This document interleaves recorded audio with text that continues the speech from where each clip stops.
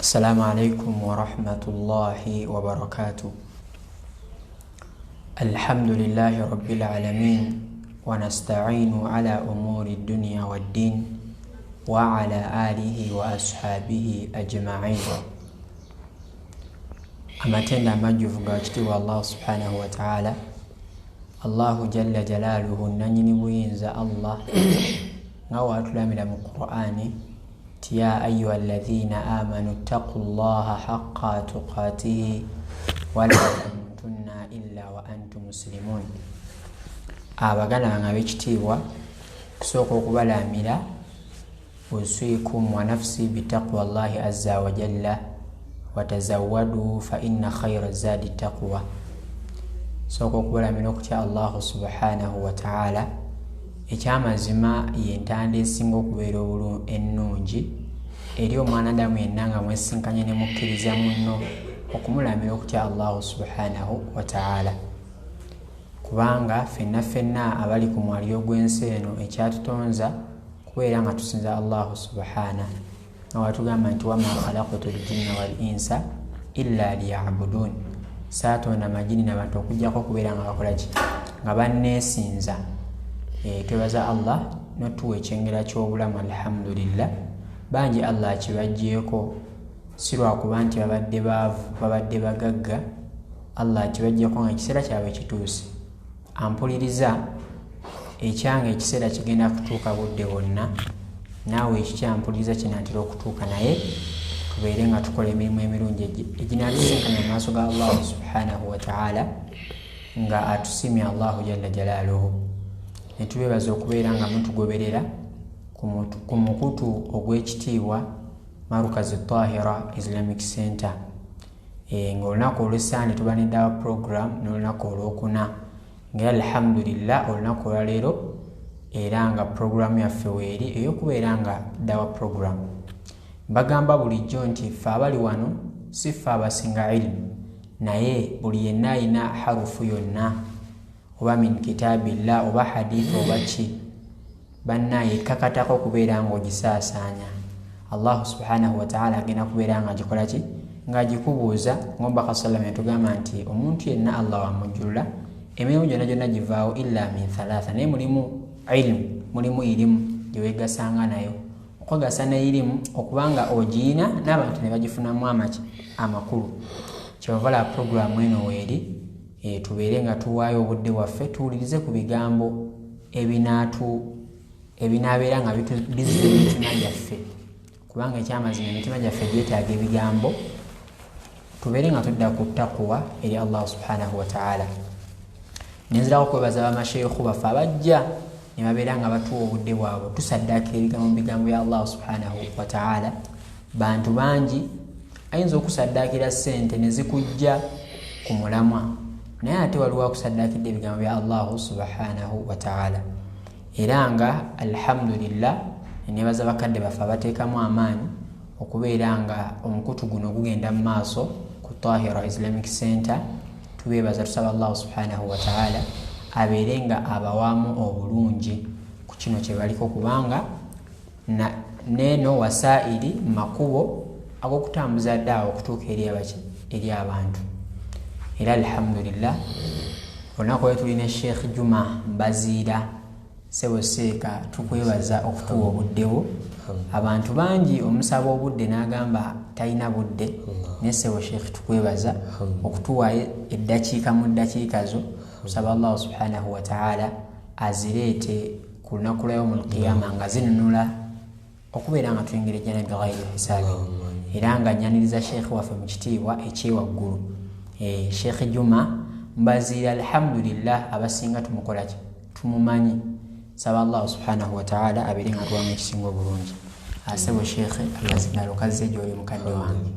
Barakallahu fiika wa jazakallahu khair. Naam, assalamu alaikum wa rahmatullahi wa barakatuhu. Alhamdulillahi alladhi hadana li hadha wa ma kunna linahtadiya lawla an hadana Allah.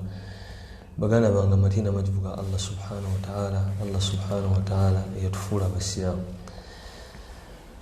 Baganda bange teriyo kyabbeeyi nga Allah kufuula musiraamu.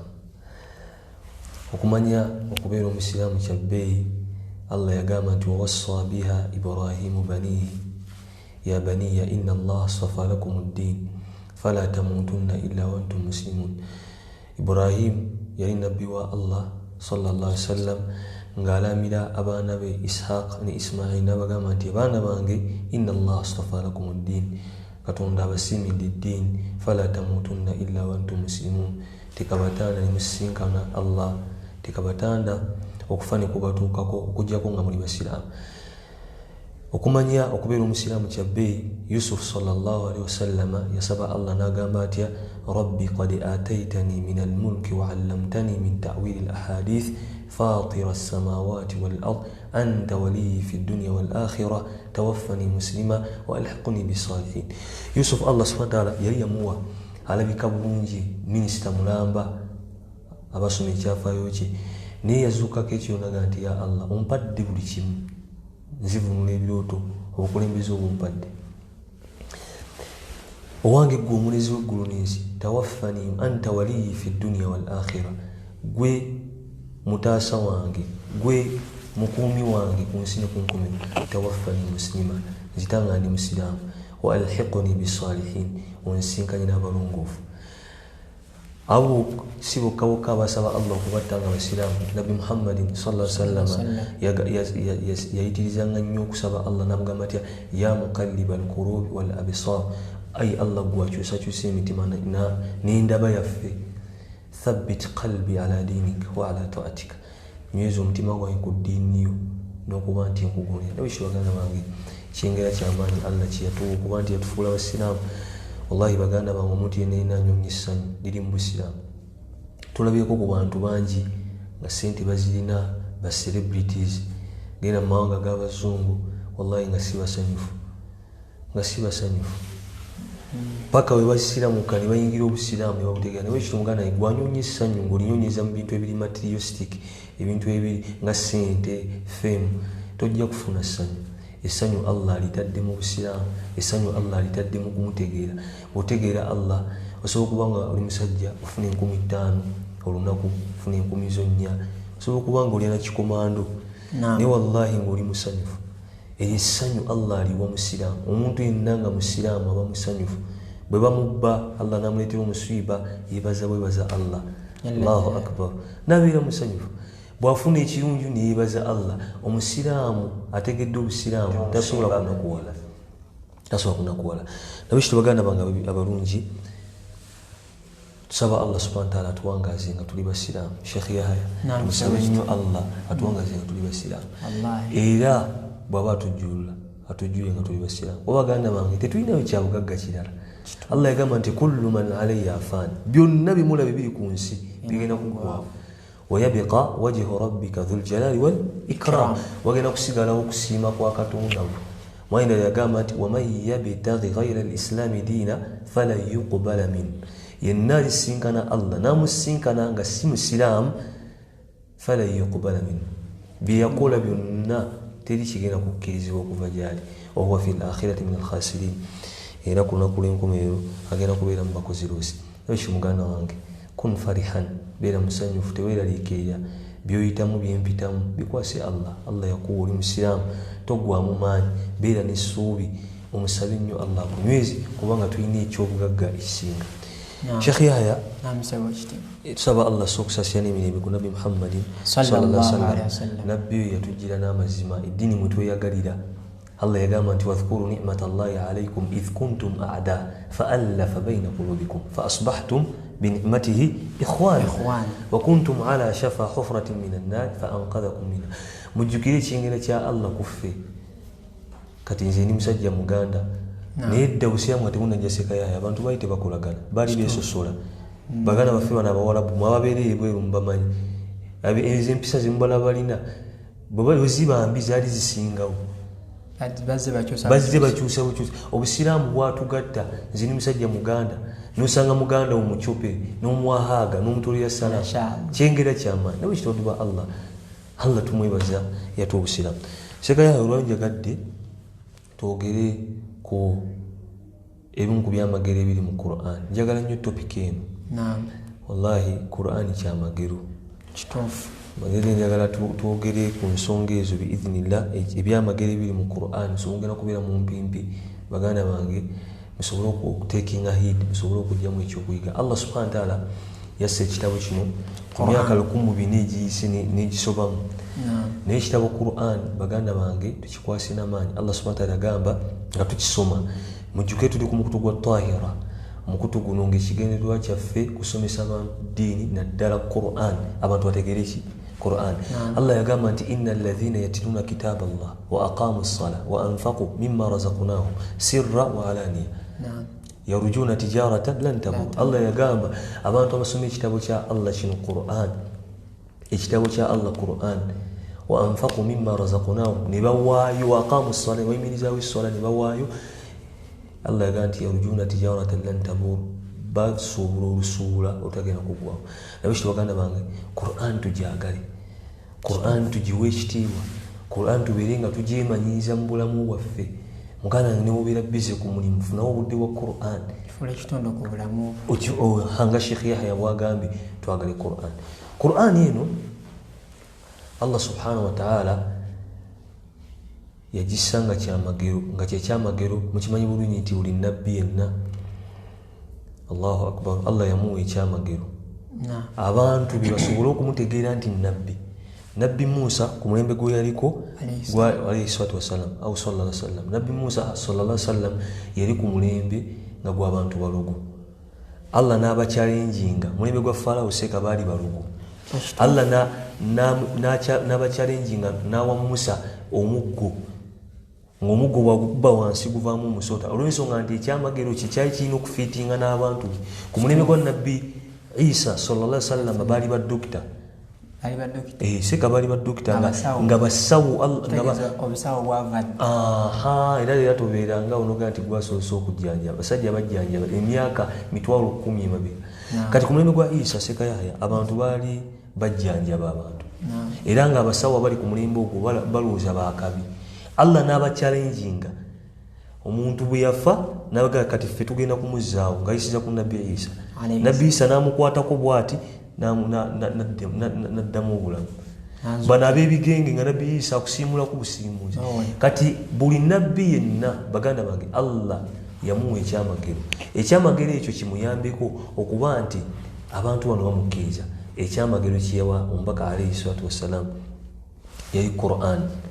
Yali Qur'an baganda bange ng'omulembe Qur'an we yakkira Abawarabu baali beetenda nnyo seko okutontoma. Okutontoma kyentegeeza ye muntu okutunga ebigambo nga bisembye ennyukuta emu. Musajja n'agamba bukedde, bwakedde, obudde. Allahu akbar. Musajja n'agamba bukedde, bwakedde, obudde. Allahu akbar. Kati Abawarabu baayina ekintu ekyo Allah n'abachallenginga nassa Qur'an yeewuunyisa n'Abawarabu bagyewuunya nga eyina essuula nga zirina ayati nga zisembyayo ddaali. Qul huwa Allahu ahad Allahu samad lam yalid walam yulad walam yakul lahu kufuwan ahad. Allahu akbar. Kati Qur'ani olw'okuba nti Abawarabu baali beetenda n'okuba nti baali batontomi Allah bachallenginga nassa Qur'an ate ng'agissa ku nabbi ataasoma. Nabbi sallallahu alaihi yasoma naye ng'olwaleero Nabbi sallallahu alaihi asomesa abaasoma. Allahu akbar. Olwo tugenda okira mwaya esookera ddala Allah nga tulaga ekyamagero kya Qur'an. Allah yagamba nti sanurihim ayatina tugenda kubalaga obubonero bwaffe fil afaqi mu mpuyi z'ensi hatta yatabayyana lahum annahu alhaq paka ukineereka gye bali nti mazima. Allah agambye nti sanurihim ayatina tugenda kulaga abantu obubonero bwaffe. Allah agenda kulaga abantu seka Yahya nti obusiraamu bwe butuufu ne Qur'ani ge mazima fil afaqi mu mpuyi z'ensi hatta yatabayyana lahum annahu alhaq paka buli omu anakakasa nti obusiraamu ge maki era ne Qur'ani ge mazima kibeere kiriya. Mwayindala yagamba wakuli alhamdulillah sayurikum ayatihi fata'rifunaha wama rabbuka bighafilin amma ta'malun.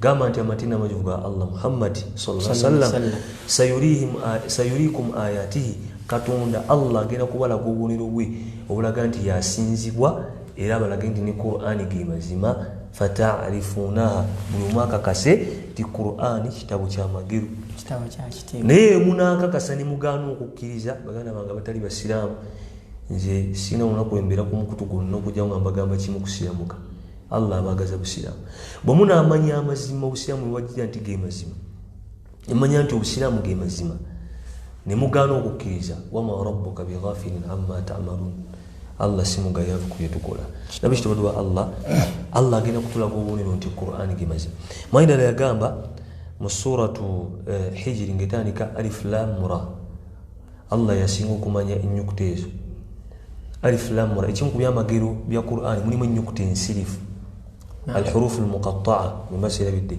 ennyukuta ezo ensirifu Allah yassaamu kulanga bunaga nti mu Qur'ani mulimu ennyukuta nga nsi bunaga nti ABC kati omuntu ayagala amanye ki ekiddako ekyo Allah yakikozesanga ekimu ku byamba ku muntu onawuliriza Qur'ani abeere ngaaga ki ekiddako kati emu ku byamagero bya Qur'ani mulimu ennyukuta almuqatta'a enkutule nga teri amanyi makulu gaazo okujjako Allah naye nga kiyambako omuntu ono omusomi okwewunya ki ekiddako aba yeebuza ekiddako kati Allah ga nti alif lam ra tilka ayatul kitab wa Qur'ani mubin ge gano nno amateeka g'ekitabo kino wa Qur'ani mubin ne Qur'ani nnene Allah subhanahu wa ta'ala yagiyita al-Qur'an mubin ekitabo ekinene oba Qur'ani ennene tugenda kukiraba lwaki ekikozesa mwendera yagamba mujjukira abasajja abakuraishi bajja omubaka Muhammad sallallahu alaihi wasallam ne bamubuuza tuweeyo ekyamagero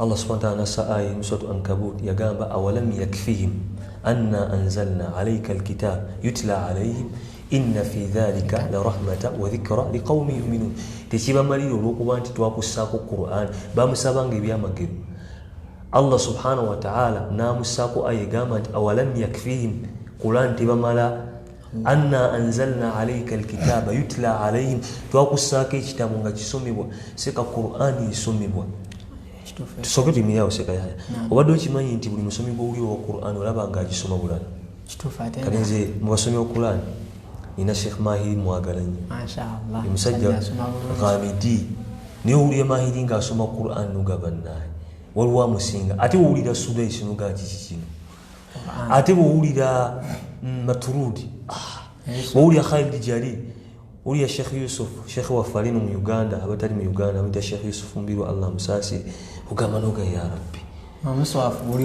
kati nekubeera nti n'okukisoma obusomiseeka kyamagero buli muntu asoma Qur'an noga oba yasinga ekinemusa Seka Yahya buli muntu asoma Qur'an olaba nga mpya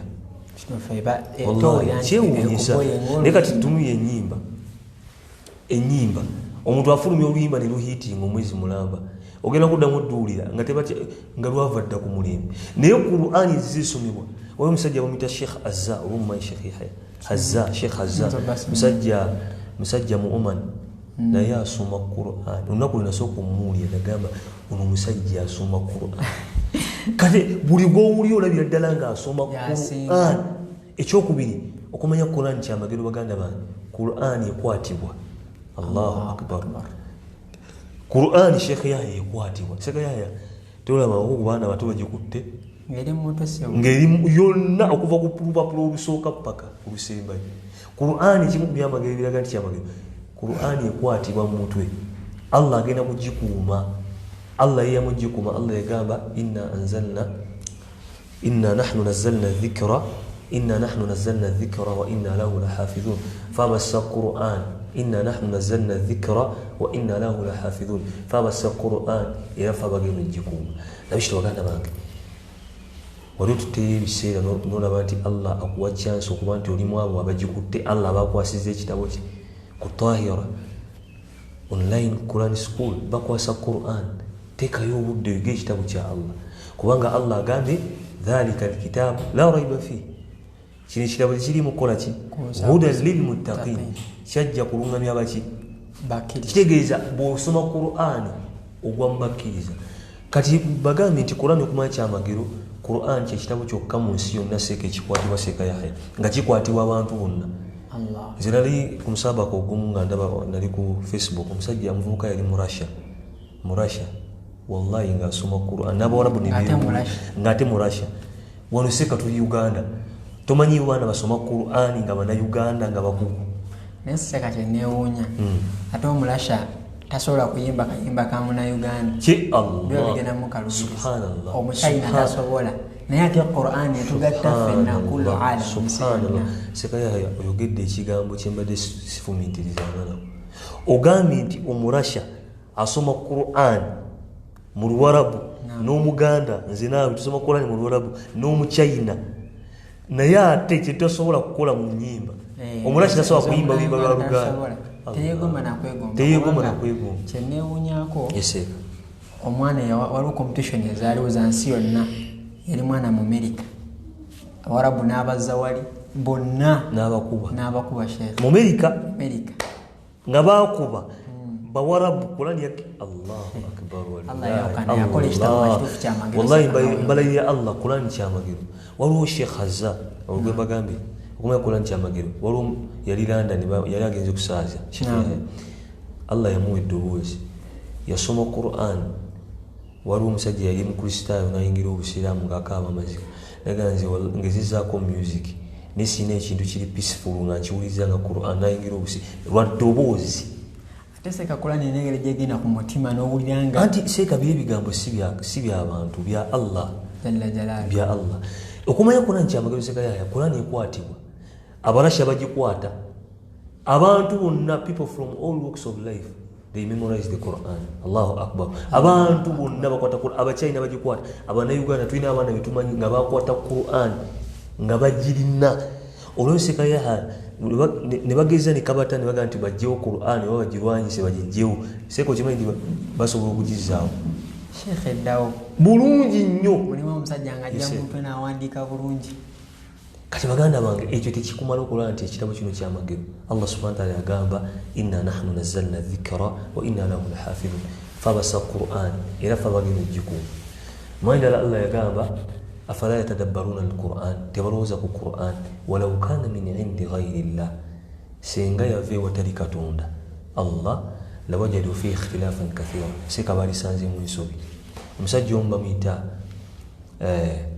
Dr. Frank yasiramuka naye agamba nti nga tannasiramuka yasooka kusoma Qur'an bwe yabikola Qur'ani bw'ati nagamba nti siraba ku kitabu kyewako bujulizi tekirimu nsobi nga Qur'an nsomye ebitabo nobuzi nzisomye buli kitabo ky'omanyi ne buli author atekaga nti bannaye munga mwensobi mu collecting naye Qur'an ekubuya uti dhalika this is a clear book where there is no doubt tewaliwo kiyako la raiba fi tekiri mu kubusabusa kati seka ya Qur'an teri mu kubusabusa nti eva Katonda ate tekuntana Allah gamba nti afala yatadabbaruna al-Qur'an walau kana min indi ghayri Allah tebalowooza ku Qur'an abajirimbisa walau kana min indi ghayri Allah eyo Qur'an senga yave watali Katonda lawajadu fi ikhtilafan kathira balisanze mu nsobi seka Qur'an mu kyebeerawo tewagisanga nga mu nsobi niji era bwomanyi omuntu enene yeefula nti yagizuula mu nsobi aba tagitegedde era agenda okwekereza nga si nsobi nabishawadu ba Allah witiibwa mu ayina yagamba nti wama kana hadha al-Qur'an an yuftara min dunillah eno Qur'an yali tesobola kugunjibwawo kati ekyo kyokka kimala okuba nti kyamagero nabishawadu ba Allah witiibwa ebimu kubiraga nti Qur'an kyamagero mulimu ayati Allah yagamba nti bal huwa ayatun bayinatun fi sururi alladhina utul ilm eyo Qur'an je mulaba mulimu obubonero obweyolefu eri abo Allah bawadde okumanya. Lwaki Allah yakozesa eri abo Allah bawadde okumanya nti Qur'an eno egenda kulungamya omuntu Allah gwawadde okumanya.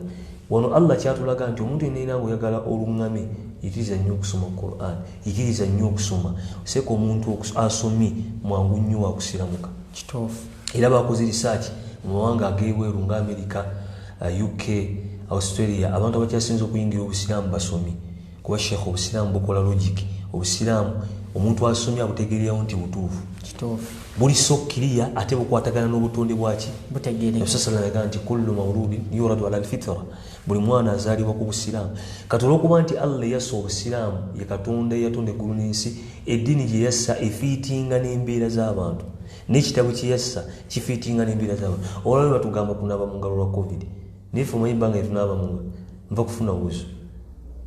Abasiraamu tunaaba engalo buli ssaawa okitegeera batugamba ogenda n'amazzi emanjula naye ffe abasiraamu okutayirira olw'okuba nti eyassa eddiini neyassa Qur'an ye Katonda eyatonda eggulu n'ensi yassa ebintu nga bifiitinga n'embeera z'abantu ababivuddeko ne balwala. Olwo bagamba abantu kunaaba ngalo naye nga ffe Qur'an ekitugamba ya ayyuha alladhina amanu idha kuntum ila as-salah faghsilu wujuhakum wa aydiyakum ila al-marafiq.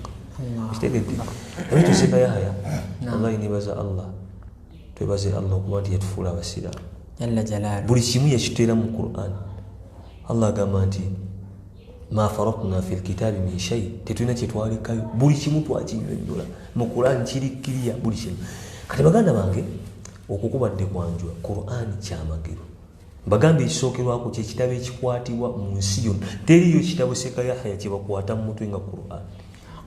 Kale abantu bayinza okuba nga bo bayinamu memory zaawukana olwayina nga alwawo okwerabira naye okumanya Qur'an yeewuunyisa nti ekwatibwa n'abantu nga abatamanyi kyetegeeza.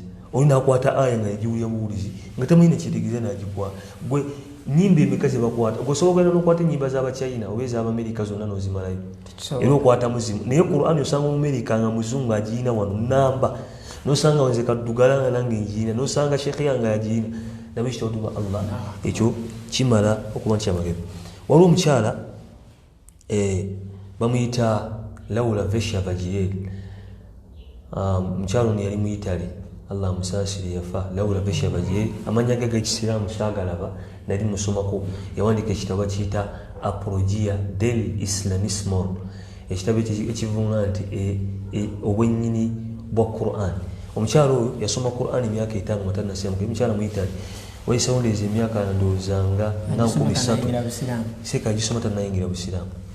Bamuyita Laura Vesha Vajirel. Genda ku intaneti gyali yawandiika ekitabo kiyita Apologia del Islamismo, the genuine Islam, obwennyini bw'obusiraamu. Naye omukyalo yagamba nti waliwo obujulizi obulaga nti Qur'an si kitabo kya muntu.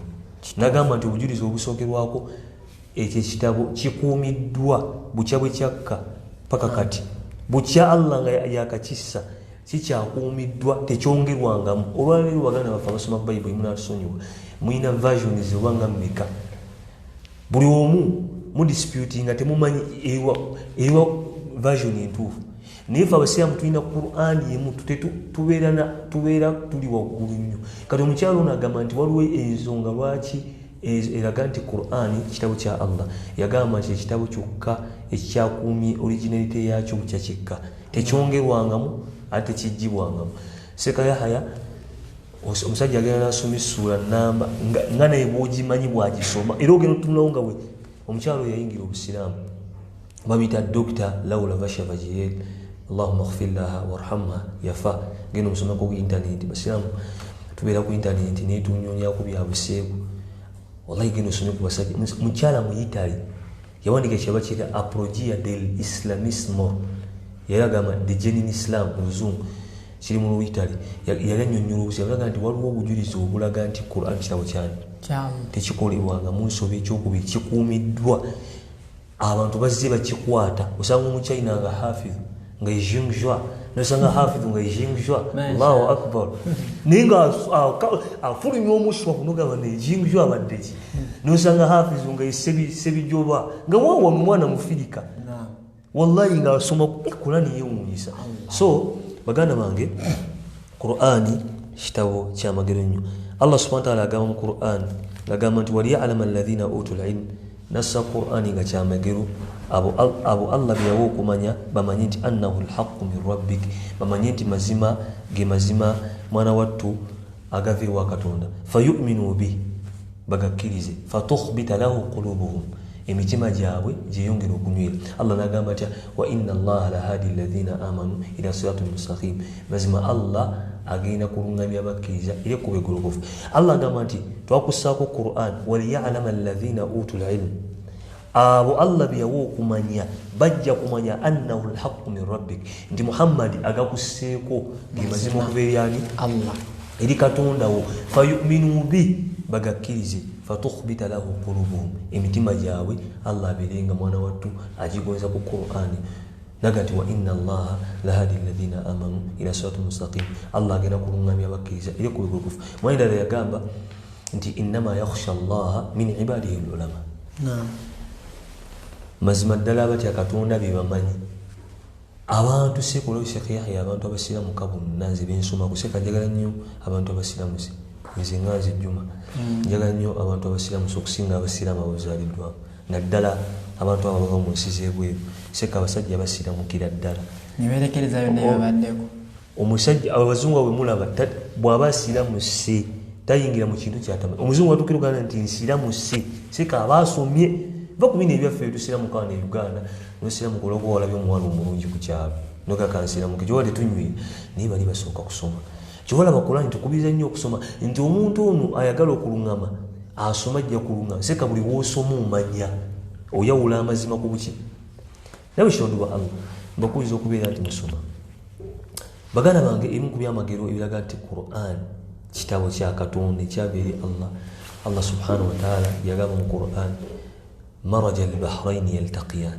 yoyo Allah yasinkanya ennyanja bbiri yaltaqiyan zisinkana bainahuma barzakhu la yabghiyan wakati waazo waliwo ejjigi tezeetabika ennyanja ezo tezeegatta Sheikh Allah agamba atya maraja al-bahrayn yaltaqiyan Allah yoyo yakwata ennyanja ebbiri ey'omunnyo n'etali ya munnyo nezisinkana bainahuma barzakhu la yabghiyan wakati waazo waliwo ejjigi tezeetabika nga tezeetabika abakola geography ennyanja ezo baziyita nesewo Sheikh era Sheikh nyanange kyenneewuunyamu kale ako katono nnyo naye nange ngalabyeko amazzi wano gatokota gali gakulukuta gano gali naye nga nnyanja Sheikh erimu naye nga Allah ayawudde gano gakulukuta gano tegatambula naye ngaolaba naye nga gonna gali wamu naye nga Allah akolaga nti gano ganjawulo gano gakola gati ate gali gagenda Allahu akbar Allah Sheikh Yahya eyo aya Allahu akbar abakola geography mugitegeera ennyanja ezo embasi yabidde olwo gye bayita Mediterranean Sea ne Atlantic Ocean emu ya munnyo endala erina amazzi gali fresh naye zisinkana bwe ziti naye tezeetabika Allah Muhammad sallallahu alaihi wasallam Allahu akbar omusajja yali omuwalabu teyasuukako na kyombo kya buwalabu yamanya atya nti waliyo ennyanja paka kati basayantisiti bazituukako ne beewuunya Allah agamba nti maraja al-bahrayn yaltaqiyan yoyo Allah yasinkanya ennyanja ebbiri nga zisinkana bainahuma barzakhu la yabghiyan wakati waazo yateekawo ejjigi gwe tosobola diraba n'amaaso go ngaye tugenda okukira dokita omu nga nyonyola naye waliwo ejjigi eno erina amazzi gali fresh mawoomu ate endala erina amazzi galimu olunyonyo la yabghiyan tezeetabika mwendala yagamba wahuwa alladhi maraja al-bahrayn هذا عذب فرات وهذا ملح عجاج وجعل بينهما برزخا وحجرا محجورا الله قالت يويو eyasinkanya ennyanja ebbiri eno erina amazzi gali galunyo endala erina amazzi gali fresh gali fresh nagamba nti nno wajaala bainahuma barzakha wa hijara mahjura n'ateeka wakati waazo ejjigi tezeetabika Dr. Alfred Corona mugere mu internet musajja oyo mu Italy agamba nti mu kitabo kye yali omusajja yali geologist yali musajja nga geologist Allah musaasire dokita oyo simanyi oba akyaliyo Dr. Alfred Corona geno munyonyezeeko yagenda ku nnyanja ezo ne bazituukako dokita agamba nti twatuuka ku nnyanja ne tuziraba wallahi ennyanja ziri twakozesa ebyuma bikalimagezi okwawula okumanya lwaki ennyanja zino tezeetabika bagenda okwetegereza nga wakati waazo Allah yateekawo akabubi naye tosobola yagamba nti tosobola kalaba with your naked eyes baamala kukozesa byuma bikalimagezi neyeewuunya nnyo Nabbi Muhammadin sallallahu alaihi wasallam omusajja ataasoma omusajja omuwarabu ataatuukako nakunye yamanya atya yeri aya Allah bwantugambire Sheikh Yahya awalam yakfihim tekibamala anna anzalna alayka alkitab tekibamala nti gwe twakusaako ekitabo yutla alayhim kibasomerwa omusajja Dr. Alfred Corona yeewuunya gamba omusajja Muhammad yamanya atya nti ennyanja zino ebbiri eno erina amazzi gali fresh ate ne yalunnyo ate tezeetabika. Kyewuunyisa. Omusajja oyo yali ne basayansi banne n'atoola shahada n'agamba nti ashhadu an la ilaha illallah wa ashhadu anna muhammadan rasulullah. Nakkiriza Allah. N'agamba nti nkakasa teri asinzibwa okuggyako Allah Muhammad mbakawo. Allah. Omulala dokita Allahu akbar. Kyobulaba Allah abaddeko abatandise naffe ye basomedde mu suratu hajj Allah yagamba waliya'lama alladhina utul ilm annama yagamati Allah waliya'lama alladhina utul ilm bajja kumanyira ddala abo Allah beyawa okumanya annahu alhaqqu min rabbik nti Qur'ani mazima agava eri Katonda. Allah lwaki yaleeta abamanyi kitegeeza abantu abagenda okusinga okusiramuka be bamanyi abasomye kubanga tosobola kusoma nnyo seeka notasiramuka kizibu nnyo. Seeka Yahya okusinga ku lisaaki gyenkoze abantu abakyasinza okuyingira obusiraamu basomye bwokkiriza ne bakusomera togenda buyingira kubanga obusiraamu buli so logical obusiraamu butegeereka nti butuufu. Kati Allah agamba atya fayuminu bi ono dokita yakkiriza obusiraamu Dr. Alfred Corona geno omunyonyeze olwomula dokita bamuyita Tegise yava mu university bagiyita Chiang Mai University eri mu Thailand naye yagamba nti bwe yasoma Quran n'asoma n'ebintu bya science dokita oyo yali mu confidence yali Dammam Saudi Arabia n'akaaba amaziga n'agamba nti nebaza Allah okuba nti anuŋŋamizza eri obusiraamu yamala kusoma dokita sekayaya abantu mubagambe basome Quran banne musome Quran wallahi funa tafsir funa tafasir ez'Oluganda gwasobola Oluwarabu ez'Oluzungu wallahi teri muntu asoma Quran okujjako ng'aluŋŋama.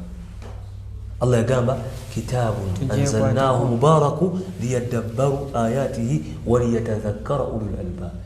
Kirabo twakissa nga kyamukisa liyadabbaru ayati amateeka gaakyo gabeere nga gafumiintirizwako Oluganda yo tebakyogera waliyatadhakkara ulul albab ojja kusanga nga Allah bawadde okumanya bajja kutegeera nti Quran kyama. Omusajja oyo mu Thailand atuuka e Dammam akola research ku science ne Quran yasoma Quran nga tannasiramuka yali ayogera n'atulika n'avaamu amaziga naga nebaza Allah nnuŋŋamizza n'ensiramuka. Tebisoboka kubanga ebigambo bino Muhammad yabiyiya buyiyi tekisoboka wateeka okubeerawo omunene ng'ategeeza Katonda ebimuwa. Dr. Tegise erinnya eryo alyagala agenda kuteekawo Tegise dokita oyo bamuyita Tegise yayingira obusiraamu ava mu University ya Chiang Mai. Kyewuunyisa oyo nno omusajja Seeka Yahya yasoma ku nsozi. Allah yagamba wa alqa fil ardi rawasiya an tamida bikum. Allah yassa mu nsi ensozi ereme kubayuzayuza. Seeka omugaso gw'ensozi Qur'an etugamba ziyambako ensi okuba nti ebeeguma ziringa mpagi za nsi. Kati omugaso gw'ensozi mu nsi Allah gutugamba mu Qur'an wa alqa fil ardi rawasiya an tamida bikum. Allah yassa mu nsi ensozi ereme kubayuzayuza. Ensozi zikolanga empagi. Dr. Alfred Corona wandika ekitabo kiyita emigaso gy'ensozi the merits of the mountains. Yawandika ekitabo kiyita the merits of the mountains emigaso gy'ensozi. Yagamba nti ensozi ziyambako seeka ensi eno okuba nti eguma. Allahu akbar. Ensozi ziyambako okuba nti ensi eguma. Era nagamba nti senga teyali Katonda oluvannyuma kutusiza mu nsi ensozi ensi yali badde tuyuuzayuuza. Naye ulira Qur'an egamba nti wa alqa fil ardi rawasiya an tamida bikum. Allah yassa mu nsi ensozi ebirenga tebayuuzayuuza an tamida bikum. Eraga nti senga tiyali Allah oluvannyuma nsozi kubeera mu nsi yali badde tuyuuzayuuza. Twali badde tetusobola kubeera twali badde tukola bwetu. Naye omugaso gw'ensozi Allah yazissaamu kubeera nti tetuyuuzayuuza. Dr. Alfred Corona yeewuunya n'agamba ne Muhammad omusajja akitegeera atya nti omugaso gw'ensozi kugumya nsi. Ebiseera ebyo tewaliwo tekinologi. Muhammad yakitegeera atya. Allahu akbar. mugana wange tusoma Qur'an mwenda yagamba wal jibala autada twateeka mu nsi ensozi ng'enkondo. Era dokita oyo yanyonyola mu kitabo kye Dr. Fred Corona yanyonyola mu kitabo kye n'agamba nti buli olaba olusozi lubanga enkondo nga olaba enkondo zigumya ekintu zikola nga foundation. Kati ensozi ezo Allah omugaso gwazo yazissa ku nsi ensi ene ereme tuyuzayuza. Nabiki baganda bange lwaki tusoma Qur'an. Allah yagamba kitabun anzalnahu mubarak, kitabo kino twakissa nga kyamukisa, fattabi'uhu wattaqu, mukigoberere mutya Allah la'allakum turhamun, musaasirwe. Nabiki baganda bange kijja kitya omubaka Muhammad sallallahu alaihi wasallam musajja ataasoma eyitamanyi kuwandiika okuba nti ayogera ebintu ne ba scientists ne bamwewuunya. Mbawadde dokita asooka bamuyita Dr. Laura Vashia Vajiliel yawandiika ekitabo bakiyita Apologia del Islamismo, ekivunula de genuine Islam. Gino kisome. Omusajja omulala bamuyita Dr. Alfred Corona yawandiika ekitabo bakiyita The Functions of the Mountains, emigaso gy'ensozi.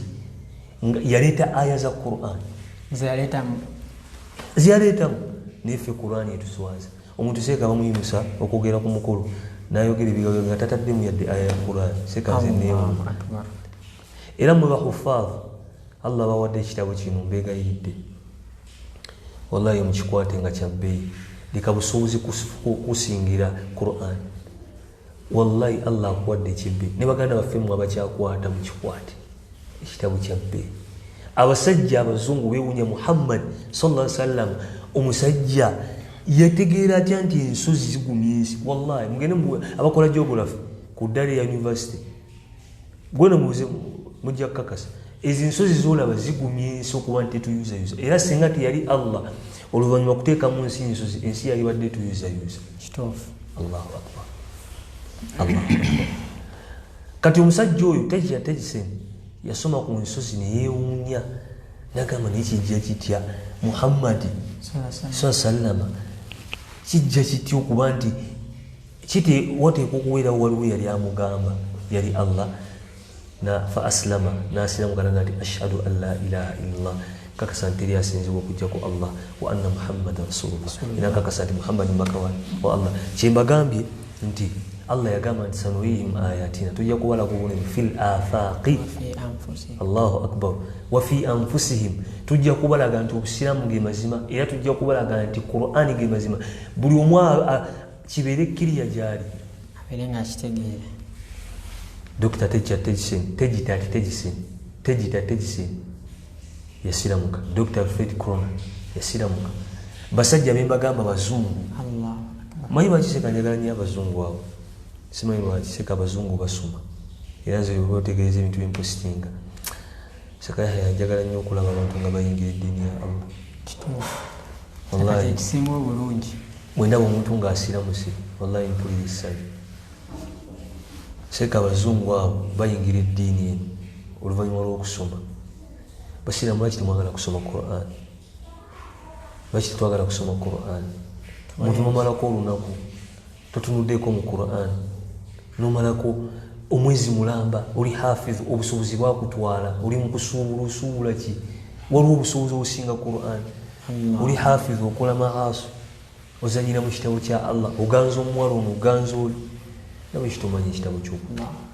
Ayi endala seeka eyewuunyisa abasajja abazungu ne beewuunya Mubaka Muhammad sallallahu alaihi wasallam yayogera. Allahu akbar. Allah subhanahu wa ta'ala bwe yagamba mu Qur'an, khalaqakum min nafsin wahida, Allah yatutunda nga tujja mu mwoyo gumu Adam, thumma ja'ala minha zawjaha, najjamu ne mukyala we Hawa, naga nti wa anzala lakum min al-an'am thamaniyata azwaj.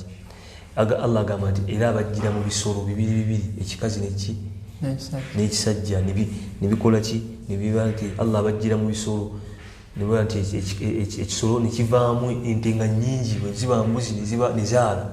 Naga nti nno wa anzala lakum min al-an'am thamaniyata azwaj yakhluqukum fi butuni ummahatikum, Allah atutonda subhanallah mu mbuto z'abamaama baffe, khalqan olutonda, min ba'di khalqin oluvannyuma lw'olutonda, fi dhulumatin thalath, mu bizikiza bisatu. Allahu akbar. Omuntu wabeera mu luto lwa maama we Allah amutunda mu bizikiza bisatu, abeera mu bizikiza bisatu. Ekizikiza ekisooka lwe lubuto lwa maama we, ekyokubiri ye nabaana, ke kabubi, waliwo olubi omwana lwabeeramu. Omwana asooka, ekizikiza ekisooka lubuto, ekizikiza ekyokubiri waliwo olubi olubeera ku mwana lwabaalimu, ekizikiza ekyokusatu ye nabaana mwabeera. Abasajja bewunya. Omusajja bamuyita Dr. Keith Elmore, genda osoma ekitabo bakiyita The Developing Human. Genda ku internet. Dr. Keith Elmore yeewuunya nnyo okulaba Nabbi Muhammad amanya atya ebizikiza ebisatu. Ekizikiza ekisooka seeka tugambe tutya Seeka Yahya, abantu bategeere lwe lubuto lwaki lwa maama, omwana mwabeera. Ekizikiza ekyokubiri olububi olubeera ku mwana. Ekizikiza ekyokusatu nabaana. Nabbi Muhammad omusajja ataasoma ayinza genda mu Suratu Zumar, wallahi aya mweri, yakhluqukum fi butuni ummahatikum khalqan min ba'di khalqin fi dhulumatin thalath. Allah abatunda mu bizikiza bisatu. Nitugamba nti ekizikiza ekisooka lwe lubuto lwa maama, omwana mwabeera. Ekizikiza ekyokubiri olububi. Ekizikiza ekyokusatu ye nabaana, omwana mwabeera. Allahu akbar. Nabbi Muhammad sallallahu alaihi wasallam ayinza atya okuba nti yamanya? Omusajja teyalina microscope, teyalina kyuma, teriyo mashini yonna yonna gye yalina, naye ayinza atya okumanya nti omwana wabeera mu luto lwa maama we abeera mu bizikiza bisatu? Kijja kitya? Atagenda kusoma. Allahu akbar. Omusajja ataasoma. Kati ate asomesa abaasoma.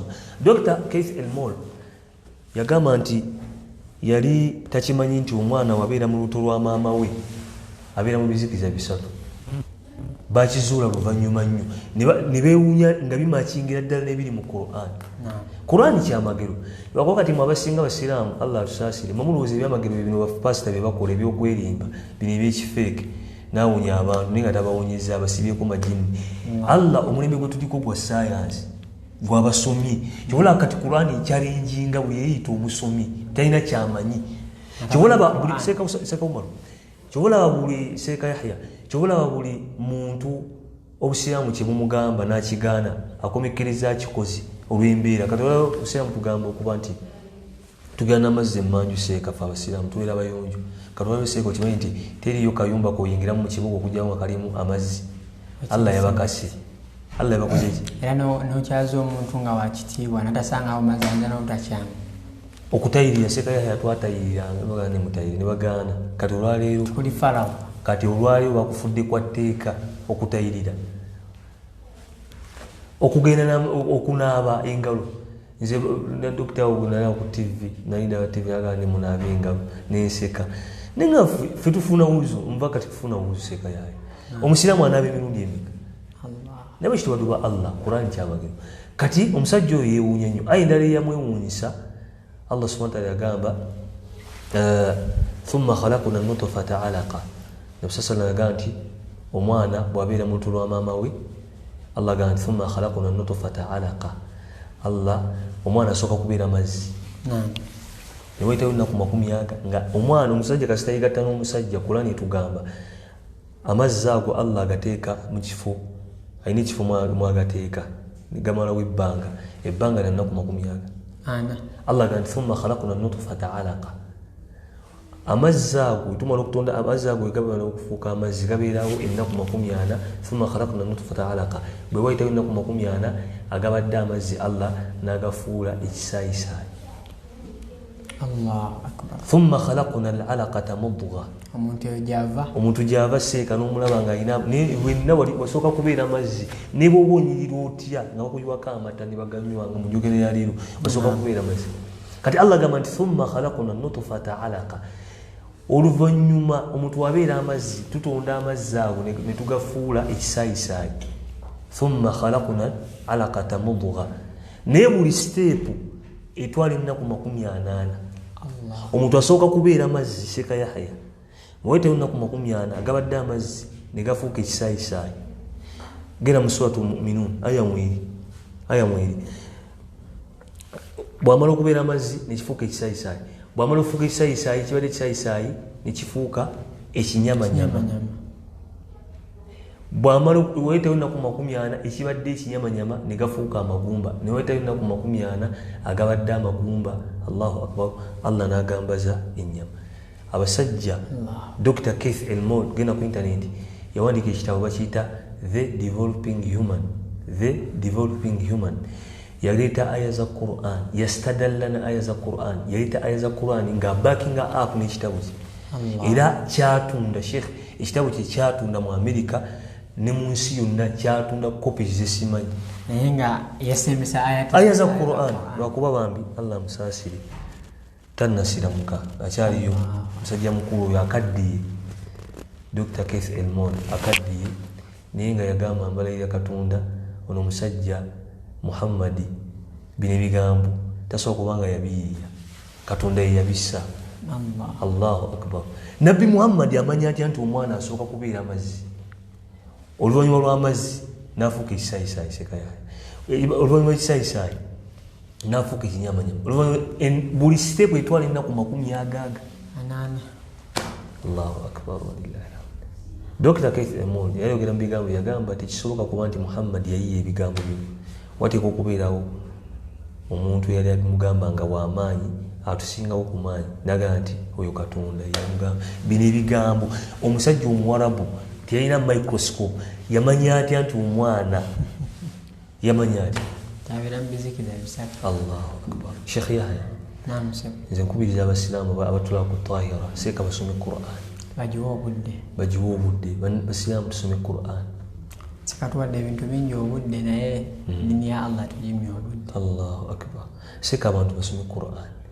Mbagambye mmwe bahafizu abali mu bwakeedi Allah atusaasire nga tolina na budde busoma Quran. Allah atulungamye.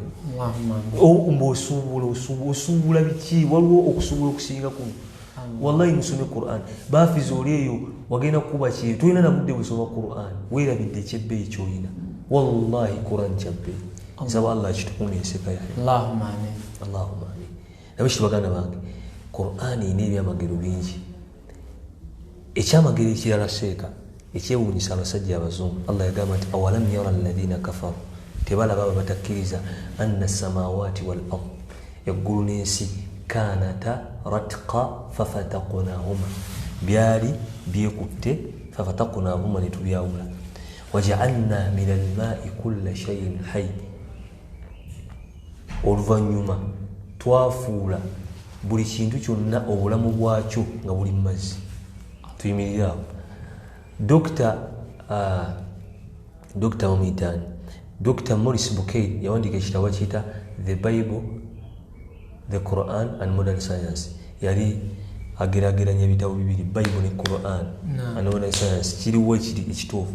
Yagamba nti Maurice Bucaille genda omunyonyeze ku musajja mu Russia mbasirabidde yali yawandiika ekitabo kiyita The Bible, Quran and Modern Science. Yali ageraageranya Quran ne Bible kitabo kye kyogera ebituufu ku science.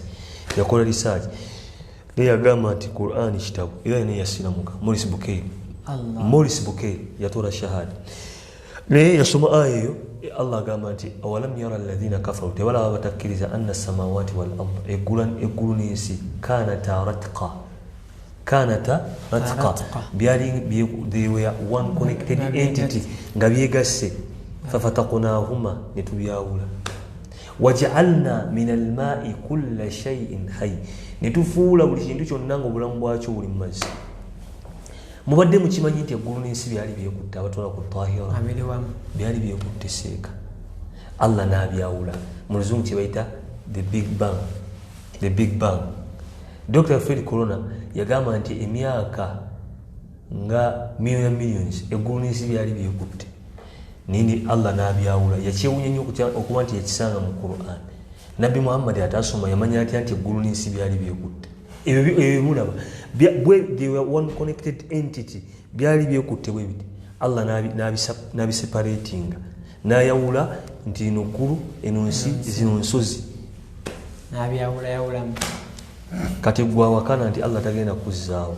Allah tusasi bakyewuunya mugere musome kibaita Big Bang Theory. Abascientists bali balowooza nti waliwo forces ezaaliwo eggulu ne lyeyawula ku nsi naye bakyewuunya nnyo okuba nti bakisanga mu Quran nti gali maanyi ga Katonda ne beewuunya Muhammadi yakijjawo. Mbagambye Qur'an eno egenda ku challenginga buli muntu yeeyita nti yasoma, kubanga omulembe gwe tuliko gwabaki kyobola Qur'an eri nnyo ku bintu by'okusoma. Omuntu anaasoma ojja kwawula obusiraamu ku ddiini endala. Gwe ute buli kintu kyonna obusiraamu kye bwagamba. Seka Yahya ne swala eyo gy'olaba ddagala okusaala obusaale kuvunnama.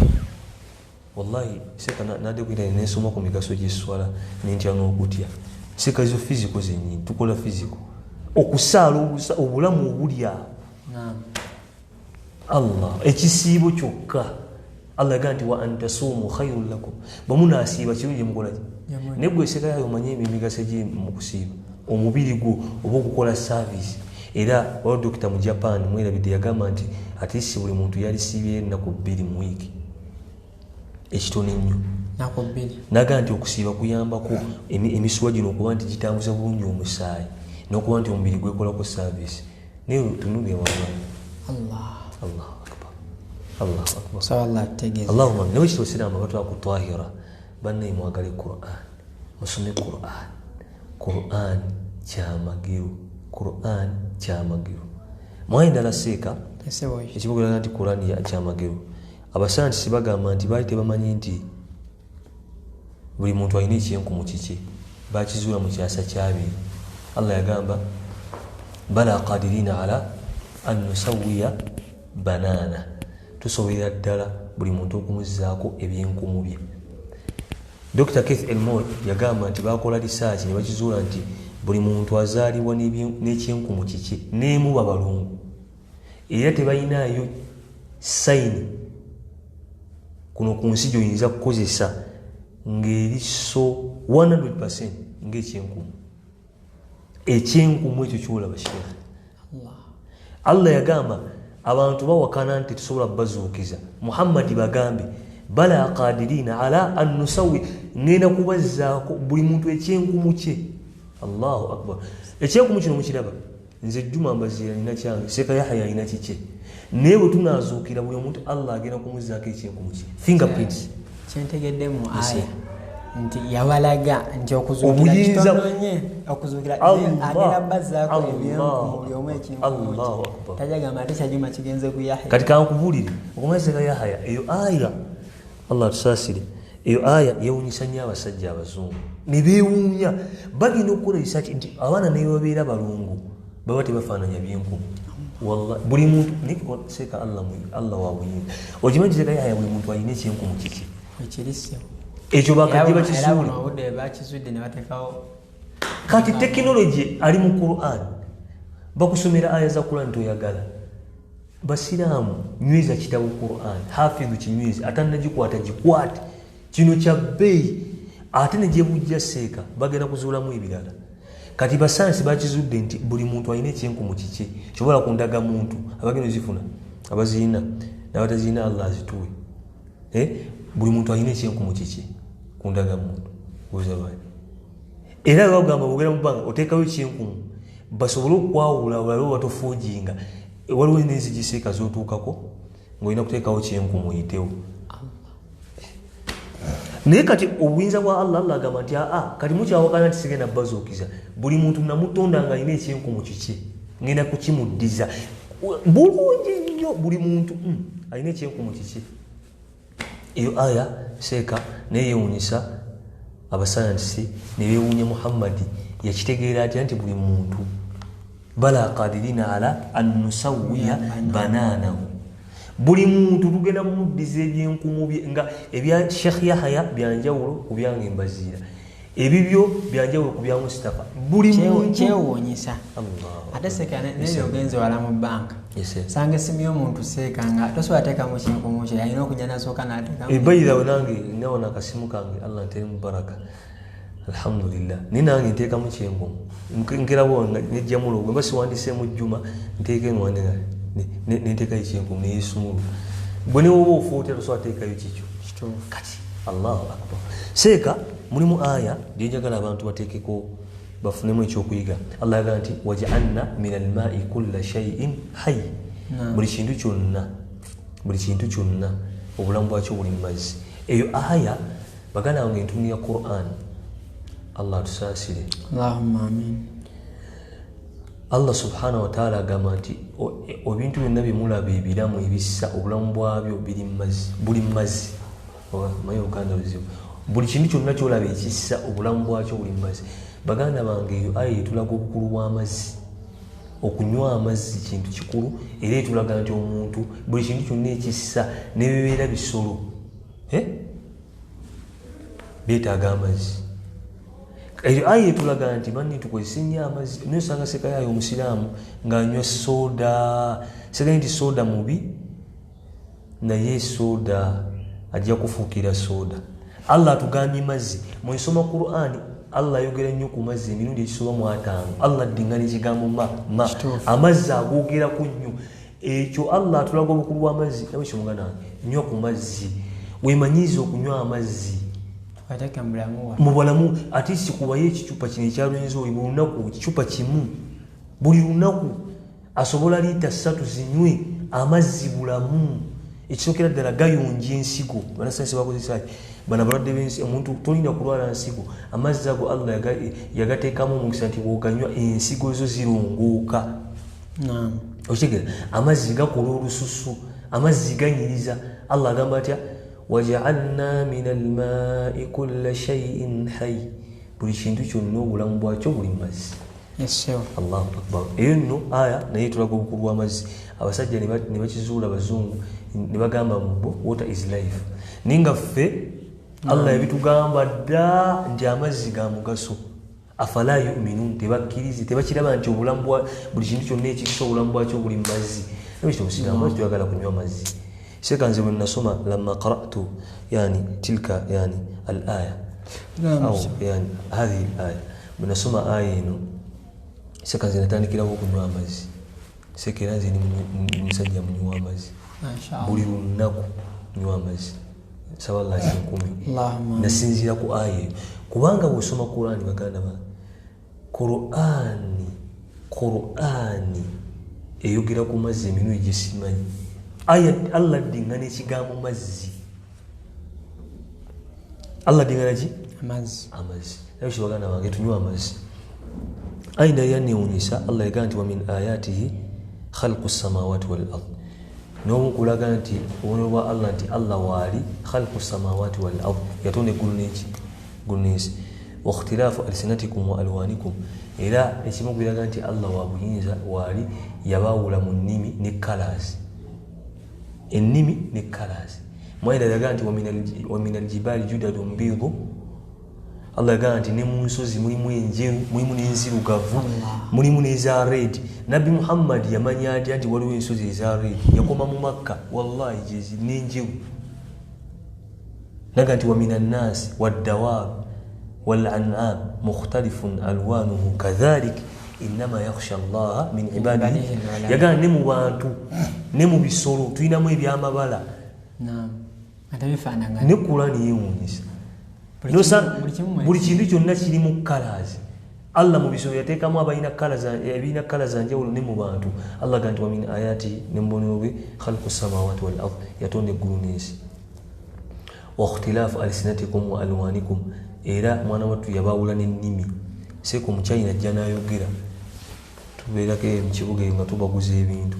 Sheekh omukyayina ng'ayogera omukyayina munene ogawa babayumba. Omusumaali wajja n'ayogera n'ogamba kiki kino. Ate naye waawulira omuganda. Ate naye neyeewuunya n'ogamba kati ne wallahi Allah wa buyinza. Allah okutwawula mu colors baganda bange n'ennimi, Allah yagala tulaga buyinza bwe. Waliwo scientific fact eziraga nti Allah waali. Facts eziraga nti Allah waali. Waliwo scientific facts eziraga nti Allah waali. Allah n'atonda Juma ndi muddugavu oli mweru. Oli musanga wakataketa kumula wa chocolate, mwana musanga mweru nnyo n'atonda nsuse. Ayi musanga oli nga muddugavu nnyo. Bubonero bwa Allah ne ate abasinga twesosola. Nosanga omusumaali ziraseeka ya nasoma n'abasumaali egundi. Mahdi Bilal seka abasumaali nga boogera nga oba bayumba. Nosanga omulugu alanga ayogera n'ogamba naye kiki kino. Nosanga zirakuseka omusajja nga mweru nnyo n'oganza obweru bunsuseeko. Nosanga namaguye nosanga America owerula nosanga Mwarabu nosanga abaddugavu naffe tulimu obuddugavu bungi nosanga omulugwala omudinka Allahu akbar Allah atulaga buyinza bwe gwawakana aganya okusoma Qur'an weyita ki jamani weyita ki wayita osoma Qur'an baganda bange ebigambo bingi nnyo ddala basiraamu twagale Qur'an tusome Qur'an era tumanye nti Qur'an kyamagero aya nnyingi nnyo sokuzimalayo aya esembayo Allah agamba nti wassamaa banainaha biaidi wa inna la musiun Allah agamba nti neggulu eyo twalitunda n'omukono gwange Allah atulaga nti gwagana okusaala gwasala mu Ramadani yokka onaasobola omukono gwa Allah singa anakukwatako Allah agamba nti wassamaa neggulu banainaha biaidi twali nalitonda n'omukono gwange wa inna la musiun era nze aligazi seko bwonko sama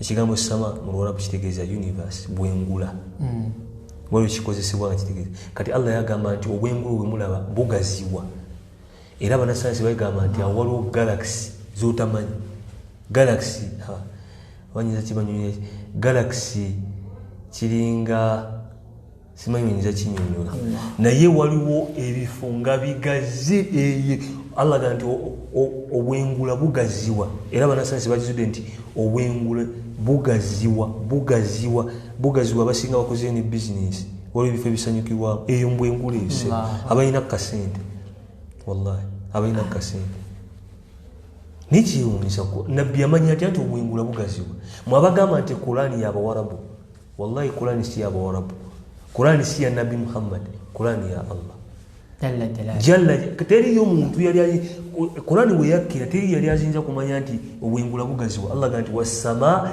banainaha neggulu twalitonda bi aidi n'omukono gwe Allah wa inna la musiun era faaba bugaziwa obwengula bugaziwa obwengula obwe mulaba basansi bengula nti buli lunaku bweyongera kugaziwa buli lunaku waliwo aya jinira yudiseka Yahya emisooto Anbiya Allah yogera kabubi waliwo hauzoneya waliwo wa kabubi Allah subhanahu wa ta'ala yakwogerako aya enzirusimu mutwe akewunyisa abasajja ery'eggulu seeka lolaba mu bwengula ewavaayo ebintu ebikyamu naye kati fe ab'oku nsi okumanya Allah atwagala yateekawo akabubi ebintu ebiva mu bwengula nga bikyamu n'omusana okuva direct ku njuba tekutuku guno omusana gwe mulaba gujja Allah akusunsudde naye singa agamba nti guve direct temwalisanzeewo byonna byalikaze kati akawuya ku Allah yakwogerako baketa horizon layer okuba kalimu Suratu Anbiya aya njirabidde n'ebyo byonna byewunyisa abanasayansi era ekibaganda bange kikyenjagadde twagale Qur'an tubeere mba ahlul Qur'an ku Tahira online Qur'an school basomesa Qur'an teekayo kyoteekayo teekayo ka fizi si nyingi si olizeeka fizi nyingi mubasaba miliyoni 5 era kuba mukyalina otegeera yagamba bi amwalikum wa anfusikum dhalikum khairun lakum in kuntum ta'lamun kwaka nyine olina okwewaayo gwe nga ggwe okufuna kyokola kyoyagala biiznillaahi subhanahu kati baganda bane musome ku Tahira online school bane musome mwabali ku kyeyo abatwala ku Tahira musome Qur'an obeeremba ahlul Qur'an hum ahlullah bebantu ba Allah wa khassatuh nawo Allah beyawulira nabo kibaganda ba ebyamagalo bya Qur'an bingi ne bannange tusobola kubimalayo obusiraamu bunyuma nsaba Allah fenna tutenga tuli basiraamu era atujje mu nsi nga tuli bakkiriza nsaba Allah fenna atutenga tuli basiraamu era tujje mu nsi tuli bakkiriza baganda bange nga maliza ebigambo byange wallahi byamagalo bya Qur'an bingi tusobola bimalayo wabula kyembakubiriza kuba nti tusoma Qur'an sakaya nkujjako mwira kyo alhamdulillah Sheikh barakallahu fika wa jazakallahu khair n'ebigambo ebirungi ebyotusibiridde nga tugenda okumaliriza era nga tumaliriza tujja saba Sheikh muwembefu waggulu abeere nga aggalawo ne aya za Allah subhanahu wa ta'ala engeri gitubadde ku mulamwa nti gwa Qur'an kutegeera tubadde nti batusomesa ku Qur'an naye kutegeera ebyamagero ebiri mu Qur'an sekaga tusomera kyanabasobedde mu kitabo kya Allah subhanahu wa ta'ala tubeere nga tumaliriza. Twebaza mwenna abatugoberedde ku Marukazi Tahira okuva ku ntandikwa paka wonna yemutukomeza. Tusaba Allah subhanahu wa ta'ala abawamu ekisinga obulungi. Muno osobola omwagaliza vidiyo eno n'awuliriza ate ku makulu agali mu Qur'an Allah byatulaga nobeera ng'omwagaliza, kubanga emikwano gino tukwataganya nnyo mu duniya, mu ssente, bizinensi, mu baagalana, naye wallahi agenda kujja agambe nti lam atakhidha fulanan khalila, singa saakufuula mukwano gwange, nga yejjusa. Naye wonaamusharingira eddiini osanga tajja kubeeramu abanakwekwasa. Wa barakallahu fikum wa jazakumullahu khair. Sewe Sheikh tusaba obeere ng'oggalawo ne aya za Allah zona abasobodde biidhnillah. أعوذ بالله من الشيطان الرجيم. بسم الله الرحمن الرحيم. يسألونك عن الأنفال قل الأنفال لله والرسول فاتقوا الله وأصلحوا ذات بينكم وأطيعوا الله ورسوله إن كنتم مؤمنين. إنما المؤمنون الذين إذا ذكر الله وجلت قلوبهم وإذا تليت عليهم آياته زادتهم إيمانا وعلى ربهم يتوكلون. الذين يقيمون الصلاة ومما رزقناهم ينفقون أولئك هم المؤمنون حقا لهم درجات عند ربهم ومغفرة ورزق كريم. صدق الله العلي العظيم. بارك الله فيك وجزاك الله خير. Mwenna batuwuliriza tubeebazizza nnyo okubeera nga mutuwadde obudde bwammwe. Barakallahu fikum wa jazakumullahu khair. Tusaba Allah subhanahu wa ta'ala abeere nga tugasa n'ebigambo ebyo era nga tubagaliza olunaku olulungi.